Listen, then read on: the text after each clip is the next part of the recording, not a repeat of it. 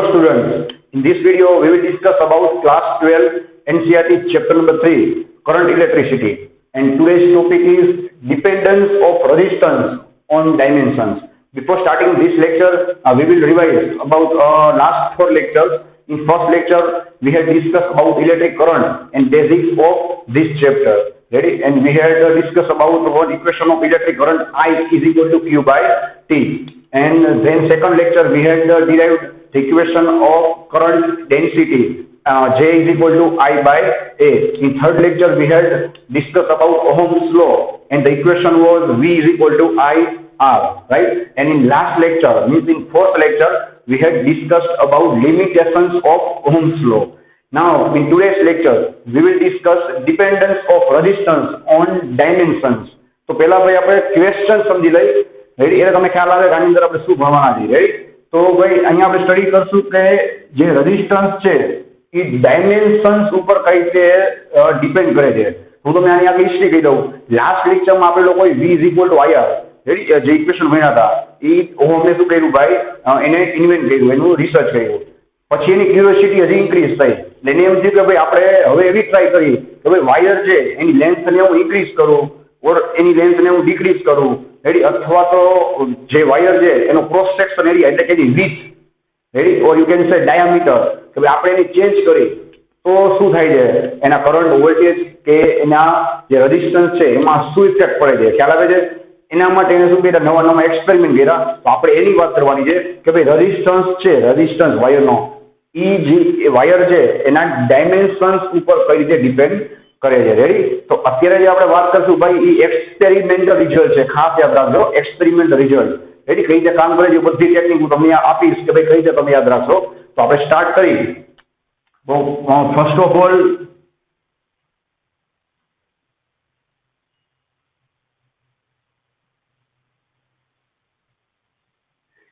all, he takes the wire with length L and cross section area A.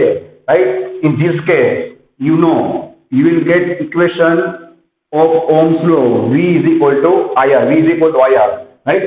Here, we are ready to discuss about resistance. Right? To discuss about resistance. So, we will make the resistance as subject. You will get V upon I.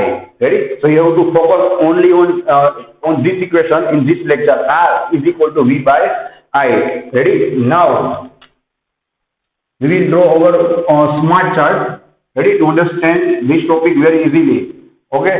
So now he took the wire of double length, means 2L length, right? But keep in mind that you have to here keep the cross section area same as this wire. Okay? Only you have to change the length. Now what will happen, we will check. Okay? હવે ભાઈ જ્યારે experiment કર્યો અને આ વાયરના એક્રોસમાં એને શું કર્યું ભાઈ, V વોલ્ટેજ આપ્યા. ધ્યાન આપજો ભાઈ. અહીંયા પણ એને શું કર્યા હતા ભાઈ, V વોલ્ટેજ આપ્યા હતા. આ કેસમાં ખાલી આપણે શું ચેન્જ કરી દઈએ ભાઈ, લેન્થ, અને બાજુના કેસમાં આપણે ચેન્જ કરશું ક્રોસ સેક્શન એરિયા. તમે લોકોને કઈ મૂંઝાવાની કે બીવાની જરૂર નથી ભાઈ. તમે લેન્થને હાફ એક્સપેરિમેન્ટમાં બતાવી શકો છો, જો તમારા ઉપર છે. 2L બતાવો, L/2 બતાવો, તો એ પ્રમાણે તમારે આગળ ડેરિવેશન બતાવવું પડે. ઓકે? તો હવે એને સેમ વોલ્ટેજ V આપ્યા. તો હવે તમારે વિચારવાનું છે ભાઈ, કોમન સેન્સની વાત છે કે 2L લેન્થ થઈ જાય. ઓકે? તો ઇલેક્ટ્રોનને આ ડિસ્ટન્સ કવર કરવામાં શું લાગે ભાઈ, ડબલ વાર લાગે સામે પહોંચવામાં. આપણી ઇલેક્ટ્રિક કરંટ ડેફિનેશન શું છે કયો જોઈએ કે ભાઈ it is a flow of electron with respect to time. Okay? તો એને સામે પહોંચવામાં ટાઈમ લાગશે બીકોઝ લેન્થ ડબલ થઈ ગઈ છે. રેડી? તમારા રસ્તામાં ભાઈ પેલા એક સ્પીડ બ્રેકર આવતું હોય, હવે તમારા રસ્તામાં 2 સ્પીડ બ્રેકર આવે તો તમે કહેજો તમારી જે સ્પીડ છે ભાઈ, રાઈટ, એ ચેન્જ થઈ જશે. તેનો મતલબ તમે કહેજો ભાઈ કે અહીંયા જે કરંટ શું થશે, ઉલટાનો હાફ થઈ જશે. શું કામ? ભાગે લેન્થ વધી ગઈ. ઇલેક્ટ્રોને શું કરવું પડે ભાઈ, ડબલ ડિસ્ટન્સ કવર કરવું પડે. આ બધું ક્યાંય બુકમાં નહીં આપ્યું હોય. આ યાદ રાખવાની, સમજવાની બહુ એક મસ્ત ટેકનિક આપણે ગોખવાનું નથી. તો એનો મતલબ ભાઈ કે એને એક્સપેરિમેન્ટ કર્યો તો એને આ એક્સપેરિમેન્ટમાં અહીંયા જે કરંટ મળતો હતો ભાઈ, અહીંયા જે કરંટ મળતો હતો એના કરતા એને કરંટ કેટલો મળ્યો, હાફ. રાઈટ? જેને આપણે સિમ્બોલ આપી દઈશું I dash. Okay?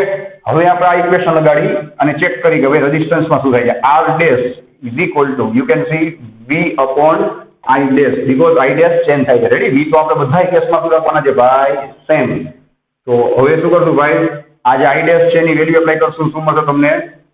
I/2 denominator क्या जाते भाई ऊपर रेडी सो 2 into V/I चलो भाई શું આન્સર આવશે જોવો જોઈએ V/I એટલે શું થાય R મીન્સ તમને શું મળ્યું ભાઈ 2R રેડી તો હવે કઈ ખ્યાલ આવ્યો કે ભાઈ એને જ્યારે લેન્થ ડબલ કરી તો એને શું જે એક્સપેરિમેન્ટ જેમાં શું રિઝલ્ટ મળ્યું ભાઈ તો એને જે રેઝિસ્ટન્સ છે આ વાયરનો ઈ આ વાયર કરતા કેટલો મળે છે ભાઈ ડબલ હવે તમે જ મને કહો ભાઈ કે લેન્થ આપણે ડબલ કરી ઓકે તો રેઝિસ્ટન્સ પણ ડબલ થાય છે એનો મતલબ શું થાય ડાયરેક્ટલી પ્રોપોર્શનલ થશે કે inversely proportional right increment with length resistance will increase and decrement with length resistance will also decrease એનો મતલબ શું થશે ભાઈ કે એને ફાઇનલી તમને રિઝલ્ટ આપ્યું R is proportional to length that means કે ભાઈ L તમે ઇન્ક્રીઝ કરશો તો રેઝિસ્ટન્સ ઇન્ક્રીઝ થશે L તમે ડિક્રીઝ કરશો તો રેઝિસ્ટન્સ શું થશે ડિક્રીઝ રેડી તો આ સમજવામાં તમને ઈઝી પડશે મેં શું કીધું તમારા રસ્તામાં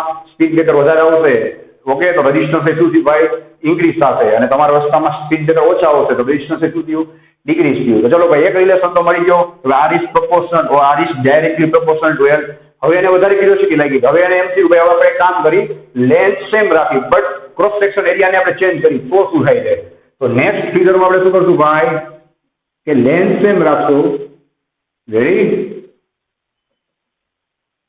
બટ ક્રોસ સેક્શન એરિયા શું કરી નાખ્યો ભાઈ એને ડબલ કરી નાખ્યો ઓકે હવે અહીંયા કઈ રીતે કામ કરે છે આપણે ચેક કરી તમારે ગોખવાનું નથી ચલો ભાઈ હવે અહીંયા સેમ આપણે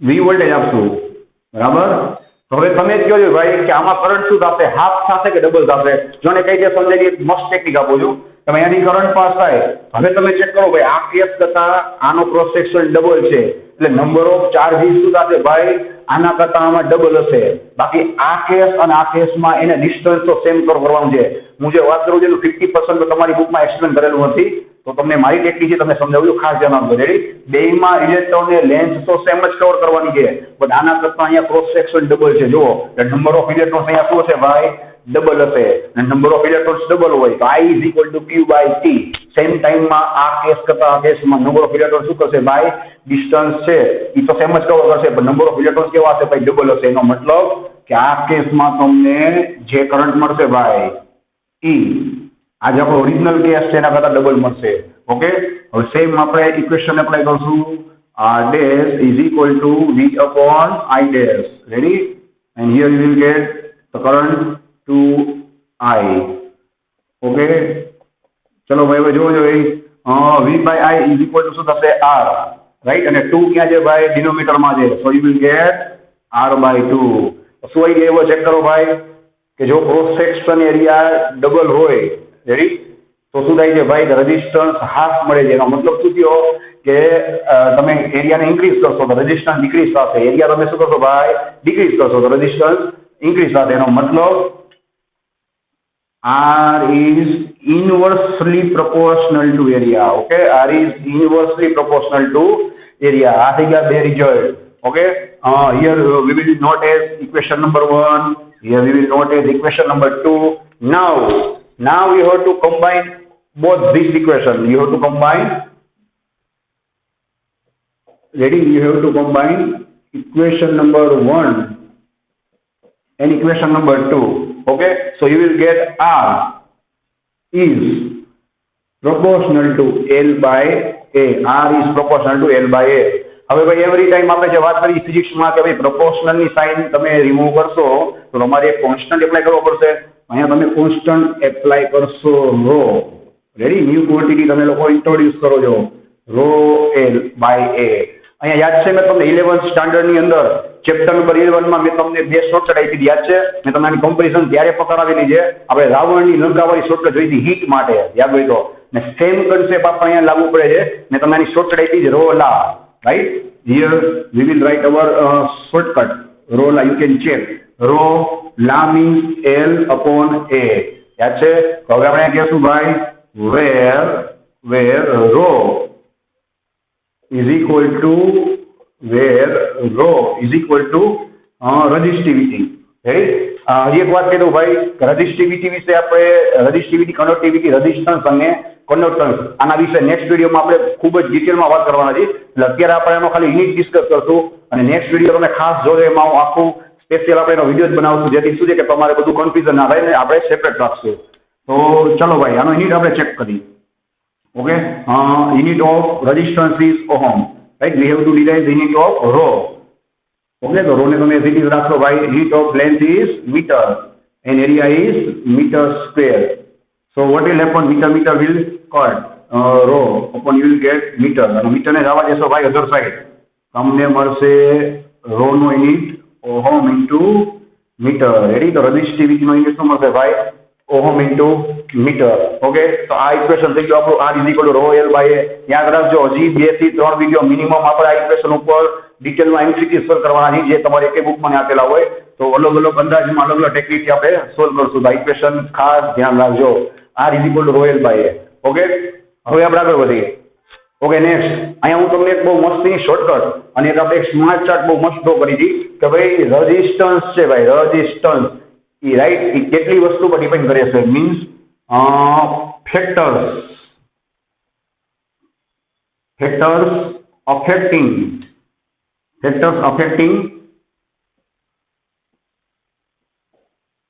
the resistance, or you can say dependence of resistance. Ready? Dependence of resistance.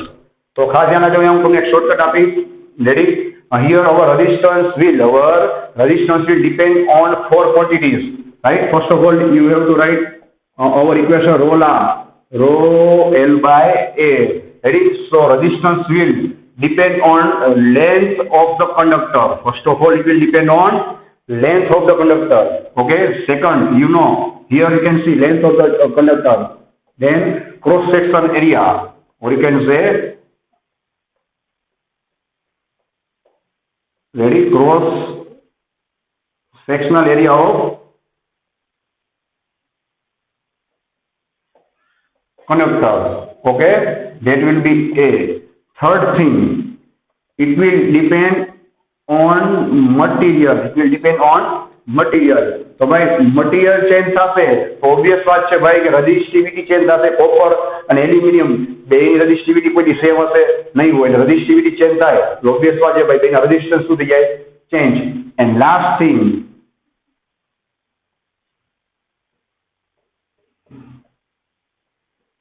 thing, it will depend on temperature. So keep in mind that if you are asked about resistance, then resistance will depend on 4 things: length, cross-section area of conductor, then material of conductor, and temperature. If temperature will change, then resistivity will change. Ready? એક બે ત્રણ lecture પછી temperature થી resistivity કઈ રીતે change થાય, right? એ તમારે special બુકમાં આપેલું છે, આપણે સ્ટડી કરવાનું છે. આની હું તમને શોર્ટકટ આપી દઉં જોરદાર, તો તમારા ઘણા બધા એમસીક્યુઝ એક સાથે સોલ્વ થઈ જશે. માઇલ્ટી. રેડી? આપણે શું યાદ રાખશું ભાઈ? માઇલ્ટી. રેડી? શું આવશે ભાઈ? Material. You can check material, then cross section area, length and temperature. Okay, so in this lecture we had discussed about our most type equation. R is equal to rho means rho L by A. Okay, so thanks for watching this video.